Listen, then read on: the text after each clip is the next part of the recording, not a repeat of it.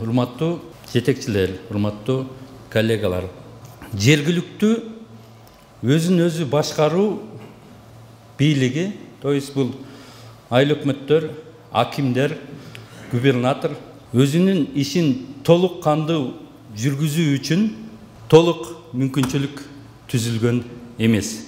Бул боюнча мен дайыма айтып келгенмин, депутат болуп турганымда, сындап да келгенмин, аны жакшы билесиздер. Акимдер, губернаторлор эч кандай эчтеке жасай албайт, колунан эчтеке келбейт деп, жоюп эле ташташ керек деп айтып жүрчүмүн. Мен ошол айткан сөзүмөн кайта элекмин. Ичинен кирип көрдүм. Ички тамырынан жергиликтүү бийлик эмне үчүн элетте өнүгүү болбой атат, эмне үчүн ички жана сырткы миграция бүгүнкү күнгө чейин токтой элек, эмне үчүн элдин жашоосу жакшырбайт деген изденүүдө келетам. Бул боюнча менин айта турган оюм децентрализация деген түшүнүк бар. Жөнөкөй тил менен чечмелегенде, борбордук бийлик жергиликтүү бийликтин өзүнүн бийлигин колуна бериш керек. Тилекке каршы борбордук бийлик өзүнө жыйнап алган. Бул деген дыйканды талаага кетмени жок чыгарып коюу, колуң менен тырмала деген түшүнүк. Себеби баарыңыздар билесиздер, айыл өкмөттөрдүн бийлиги жокко эсе жери, токою, суусуна ээ эмес. Жайытка ээ эмес, токойго ээ эмес, айыл чарба ал жерде өзүнүн кичинекей зданиясы менен, ошо эли менен бир өзүнүн аппаратындагы 10-15 сотрудниги менен, же болбосо 6-7 сотрудник ушулар менен гана чектелген.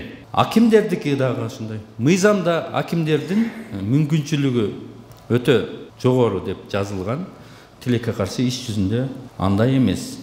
Акимдердин территориясындагы борбордук бийликтин өкүлдөрү аким иштен алып, иштен коюп өзү алардын кадрдык саясатын жүргүзүш керек. Андай эмес. Губернатордун иши бүт жалпы болуп аткан ишти координация кылуу. Болду. Жасаган иши ошол. Менин айтайын дегеним, күч органдары борбордук бийликке баш ийиш керек. Калганы кадрдык саясаты, каржы маселеси, ички чарба иштери баары айыл өкмөт, аким, жергиликтүү бийлик, губернаторлор өздөрү чечиш керек. То есть бийликти борбордук бийлик эл менен бөлүшүш керек. Өзүңөрдү өзүңөр баккыла деген маселени кабыргасынан коюп, ошону өлкө башчысы, өкмөт башчысы ушул тарапка көңүл буруш керек. Антпейин бул иштен биз алдыга жыла албашыбызды мен көзүм жетти. Ичинен көрдүм. Жергиликтүү бийликке калыптанган система менен ким жетекчи болуп келбесин, Уинстон Черчиллди алып келип койсо да алдыга жылбайт. Себеби система ошондой түзүлгөн. Жергиликтүү бийликке өзүнүн бийлигин бергенде бүт маселе чечилет. Чегара маселеси дагы жеңил чечилмек. Башка маселелер дагы жеңил чечилмек.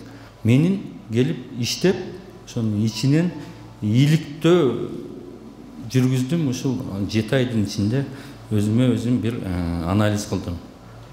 Ошондуктан менин коллегаларым, башка областтын губернаторлору да ошентип кыйналып атышат. 452 айыл өкмөт баары кыйналып атышат. И акимдер дагы кыйналып атышат. То есть борбордук бийлик, ал деген борбордук бийлик дегенде министрликтер, башка ведомстволор, агентстволор баардыгы ушулардын бөлүшүп жергиликтүү бийликке өзүнө бериш керек. Ансыз иш алдыга жылбайт. Ошондуктан мен бүгүн сиздерге бир маанилүү чечимди айткым келип атат, урматтуу коллегалар. Мен өзүмдүн убактымды кетирбей, элибиздин убактысын кетирбей, мен бүгүн өз калоом менен арызымды жазып бердим. Бунун артында эч кандай бир чоң саясий оюндар жок. Бул жеке менин өзүмдүн чечимим болду.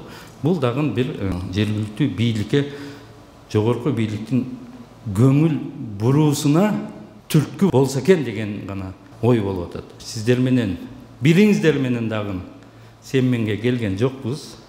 Жакшы иштештик.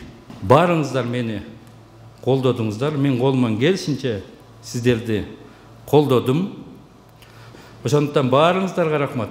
Ушул касиеттүү Ысык көл жерден аябай чоң тажрыйба алдым. Көп тааныш ашырдым. Мен жалпы барыңыздарга терең ыраазычылык билдирем. Үй бүлөңүздөргө, өзүңүздөргө ден соолук каалайм. Аман болуңуздар.